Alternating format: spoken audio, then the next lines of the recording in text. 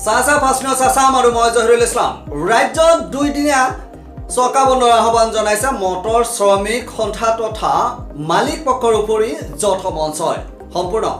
2টা দিন বন্ধ থাকিব চকা সমগ্ৰ ৰাজ্যব্যাপী 28 আৰু 29 মাৰ্চ এই 2 দিন চকা বন্ধৰ আহ্বান জনাইছে ৰাজ্যৰ মটৰ শ্ৰমিক সন্থা মালিক পক্ষৰ লগতে যৌথ মঞ্চই ৰাজ্যৰ বিজেপি চৰকাৰৰ মিথ্যাচাৰৰ ওপৰত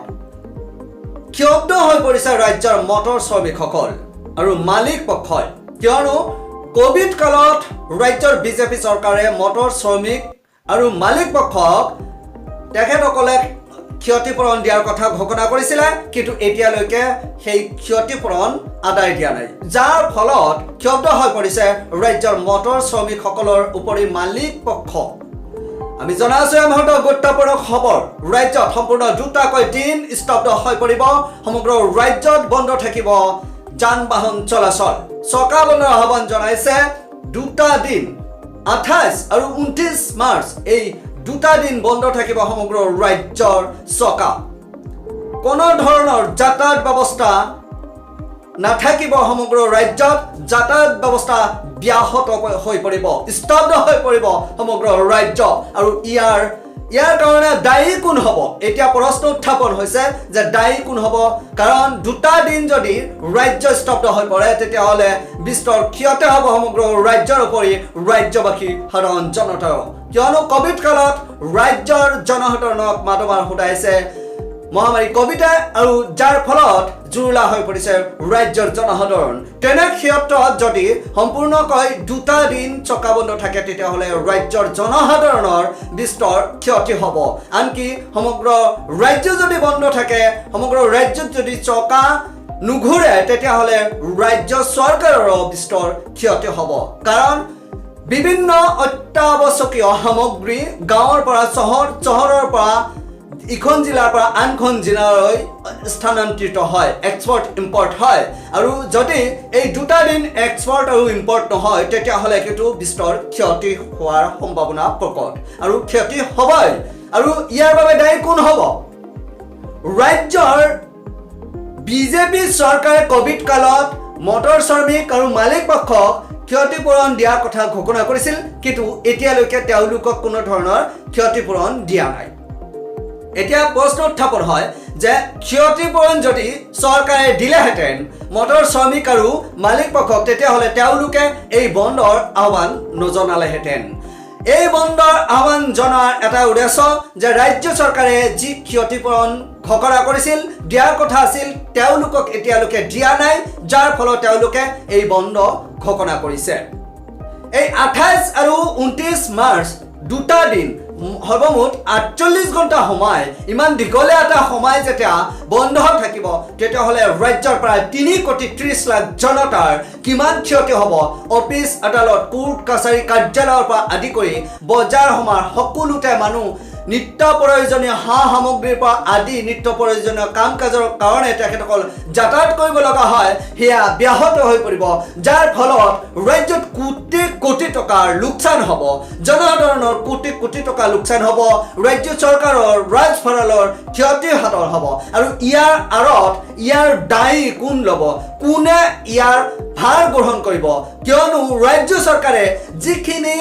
তেখেতসকলক ক্ষতিপূৰণ দিব লাগিলেহেঁতেন হয়তো তাতকৈ বেছি ক্ষতি হ'ব এই 2টা দিন যদি বন্ধ থাকে ৰাজ্যত 2টা দিন বন্ধ থকা মানে কি এখন উন্নয়নকামী ৰাজ্য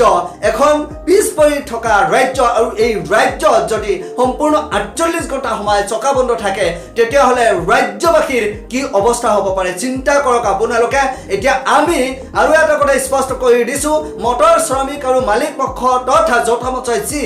28 আৰু 29 মাৰ্চ 2দিনীয়া বন্ধ ঘোষণা কৰিছে সেই বন্ধত কিন্তু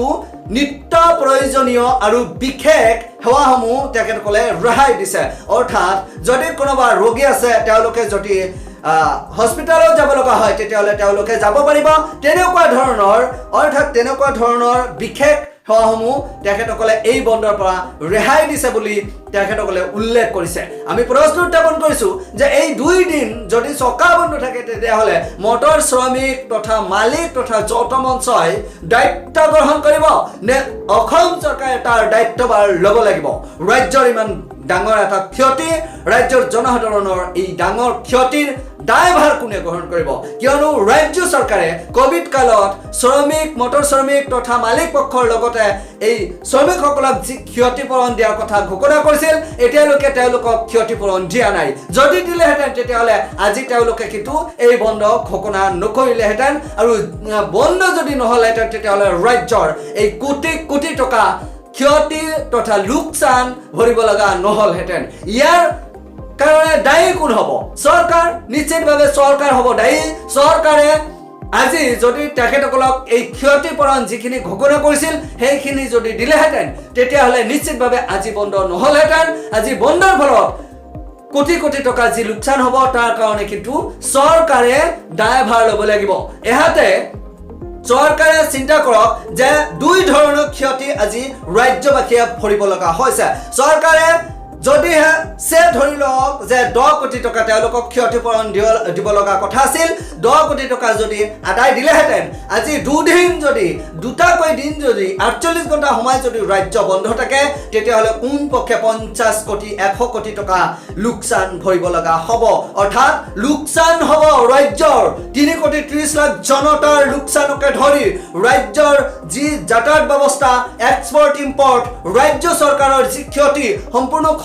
ক্ষতি যদি একগোট কৰা হয় তেতিয়াহ'লে কমপক্ষে 50 বা 100 কোটি টকাৰ লোকচান হ'ব ৰাজ্যত আৰু এই ৰাজ্যত মাত্ৰ 10 বা 20 কোটি টকাৰ ক্ষতিপূৰণ আদায় নিদিয়াৰ বাবে আজি 100 কোটি টকাৰ